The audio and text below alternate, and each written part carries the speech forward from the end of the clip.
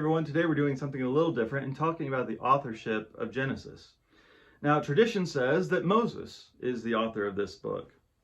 But we want to ask, do you want to just go by tradition, or do you want to go by what the Bible actually says? And I want to say up front, if discussing this is troubling to you, maybe ask why. Why does this bother me to think about this? I would say that questioning assumptions is a good practice every now and then. And that if you're wrong about something, some of these assumptions, to assume people weren't lying to you, they just were trusting what they had heard.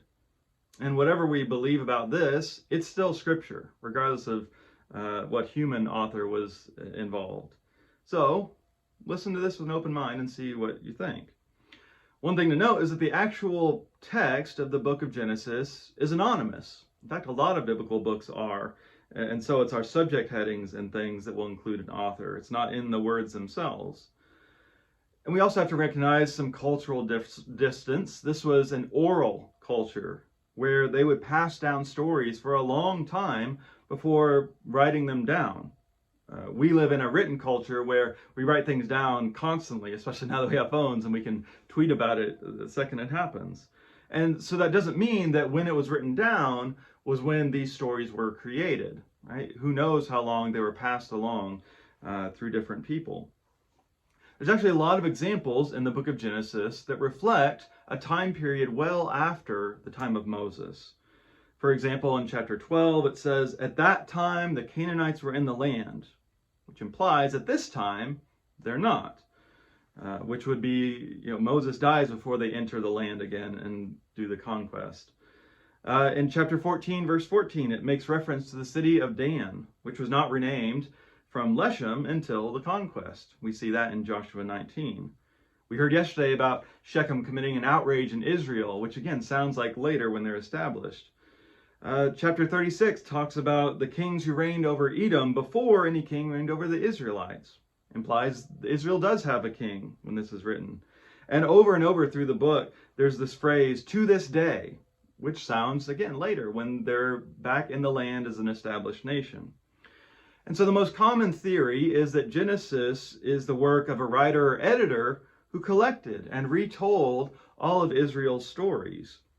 This explains why we find multiple accounts of the same event, right? There's two creation stories. The flood story seems to be mixing stories together.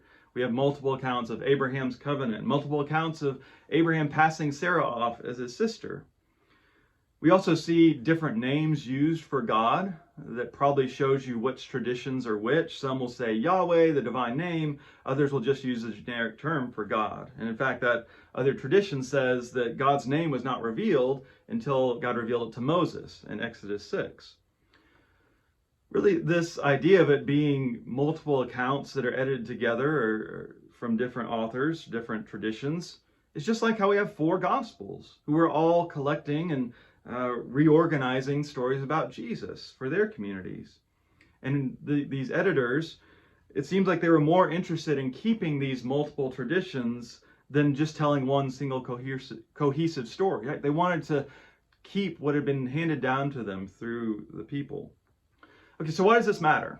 This is not just something to think about, a mental exercise. It's important because we want to ask, what situation was Genesis addressing? Is it the Hebrew people in the wilderness?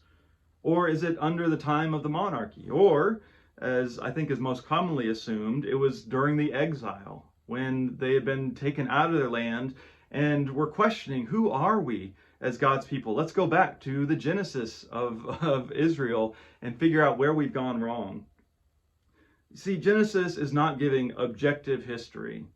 Actually, no biblical book is attempting to do that. That's actually a very modernist kind of concern, which often doesn't really happen very well now either.